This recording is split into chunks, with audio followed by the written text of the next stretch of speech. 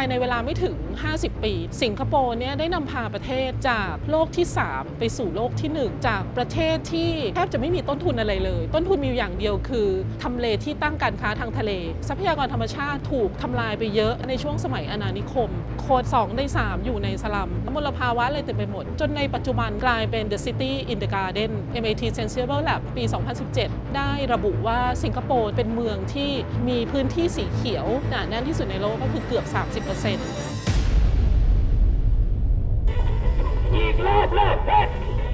ช่วงนี้คนชอบเปรียบเทียบประเทศไทยกับประเทศสิงคโปร์เนอะอย่างเช่นแบบไม่เห็นมีประชาธิปไตยเลยทำไมเจริญเอาอะไรอย่างเงี้ยแต่สิ่งที่จะมาเปรียบเทียบกันเนี่ยมันจะต้องเปรียบเทียบกันได้ถ้าเกิดว่ามันไม่มีอะไรเหมือนกันเลยเนี่ยมันก็ไม่มีประเด็นที่จะไปศึกษาเปรียบเทียบเหมือนกับไปเปรียบเทียบแมวกับช้างกรณีประเทศไทยกับประเทศสิงคโปร์ก็อาจจะเช่นเดียวกันแต่ประเด็นที่คนไม่ค่อยพูดถึงคือการที่ผู้นำโดยเฉพาะในเมืองของประเทศโลกที่1ใช้กรีนเนี่ยมาสร้างแบรนด์ให้เมืองและเป็นสิ่งที่สิงคโปร์เนี่ยใช้จนประสบความสำเร็จไม่ได้แค่เรื่องของการยกระดับคุณภาพชีวิตแล้วก็สุขภาวะของคนลีกุนยูบอกเลยว่าใช้สีเขียวเนี่ยเพื่อที่จะดึงดูดให้บริษัทจาก First World มาลงทุนที่ประเทศสิงคโปร์จะต้องมีความสะอาดเป็นระเบียบเรียบร้อยทำงานแล้วชิลเหมือนอยู่ในรีสอร์ทใครจะไม่อยากมาเพราะฉะนั้นคิดว่าเป็นสิ่งที่สิงคโปร์เนี่ยมองข้ามช็อตไปมากๆนะคะตั้งแต่สมัยที่ได้ประกาศวิสัยทัศน์อันนี้ในปี 1967 หลักๆในช่วงแรกก็คือเน้นการปลูกต้นไม้ให้แน่นเลยริมถนนสายหลักเดินได้ปั่นจักรยานได้แม้ว่าจะอยู่เหนือเส้นศูนย์สูตรมาแค่องศาเดียวก็ไม่ร้อนจนเกินไปที่จะเดิน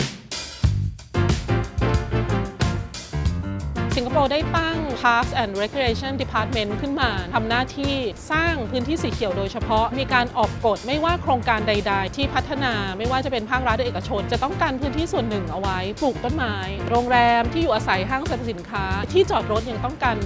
พื้นที่เอาไว้ปลูกต้นไม้เลยมาตรฐานเหล่านี้เนี่ยมีการพัฒนาไปไกลมากในปี 2020 เป้าของเขาก็คือว่าเพิ่มพื้นที่ของสวนสาธารณะมากถึง 56,000 ไร่หรือว่ามีขนาดเท่ากับสวนลุม200 สวนนะคะเราจะเพิ่มความยาวของ Park Connector จาก 100 กิโลเมตรเป็น 360 กิโลเมตรคือระยะทางจากกรุงเทพไปบางแสนเขาจะเพิ่มให้ยาวเป็นกรุงเทพไปประจวบคีรีขันธ์ค่ะในเมืองสิงคโปร์ที่น่าสนใจก็คือว่าในปี 2030 เขาตั้งเป้าที่จะเพิ่มหลังคาเขียวพื้นที่ชั้นต่างๆในอาคารให้มีสีเขียวในตึกสูงเป็น 3,100 ไร่หรือประมาณ 10 สวนลุมเมื่อคิดเฉลี่ยแล้วประชาชนสิงคโปร์มีพื้นที่สวนสาธารณะซึ่งไม่รวมต้นไม้ริมทางริมถนนมีมากถึง 56 ตารางเมตรต่อคนซึ่งสูงกว่ามาตรฐานของ World Health Organization มาดูพื้นที่สาธารณะต่อคนของกรุงเทพมหานครจะอยู่ที่ประมาณ 5 ตารางเมตรต่อคนเท่านั้นเองอันนี้มีการนับรวมสวนหย่อมขนาดเล็กสวนหมู่บ้านสวนชุมชนสวนถนนสวนไหลทางสวนเกาะกลางสวนทางแยกสวนอนุสาวรีย์ต่างๆแต่ถ้าเราไม่นับรวมพื้นที่สวนสาธารณะที่คนกรุงเทพสามารถเข้าไปใช้งานได้จริงอยู่ที่ 0.88 ตารางเมตรต่อคนซึ่งไม่ถึง 1 ตารางเมตรซึ่งถือว่าน้อยมากๆกรณีประเทศไทยกับประเทศสิงคโปร์หากจะเปรียบเทียบเรื่องของพื้นที่สีเขียวเนี่ยกรุงเทพมหานครกับสิงคโปร์น่าจะเหมาะสมกว่านะคะเพราะเป็นเมืองหลวงเหมือนกันสิงคโปร์เนี่ยเป็นเมืองแต่ก็เป็นประเทศด้วยเพราะฉะนั้นเนี่ยผู้นำของสิงคโปร์เนี่ยเป็นผู้นำประเทศนะคะเป็นนายกรัฐมนตรีอำนาจในการบริหารรวมศูนย์อย่างมากเรื่องของอำนาจในการทำผังเมืองการกำกับเรื่องของการใช้ประโยชน์ที่ดินการพัฒนาพื้นที่สีเขียวพัฒนาระบบสาธารณูปโภคภายใต้ Ministry of National Development เพราะฉะนั้นเนี่ยระบบผังเมืองสิงคโปร์ต้องบอกว่าทรง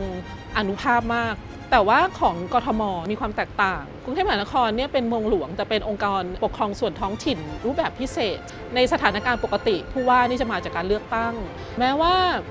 กรุงเทพมหานครเนี่ยจะมีงบประมาณค่อนข้างสูงเทียบเท่าบางกระทรวง 5-6 หมื่นล้านบาทต่อปีแต่ว่าอำนาจมีอยู่อย่างจำกัดการทำอะไรหลายๆอย่างเนี่ยยังต้องขอ